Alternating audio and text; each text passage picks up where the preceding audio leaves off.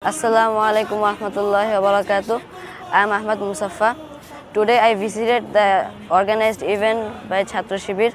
36 July amra থামবো না. And first I visited the train, and in the train I was absolutely frightened because how the fascist government tortured the people in the torture cell. They pierced off the nails, took up the teeth, and so on. They crossfired people's. And how to say, and then I visited the Ganabhavan, Fateh Ganabhavan, and I saw the people were very furious about the government and literally destroyed the whole palace. And also the people were very furious about them. And also the event is very fantastic, fabulous, and also I could recall the memories 1 year ago. রক্ত আনে দেশের মুক্তি, রক্ত মানে দ্রোহের চুক্তি, রক্ত ভাঙে ফ্যাসিবাদের শক্ত আবরণ।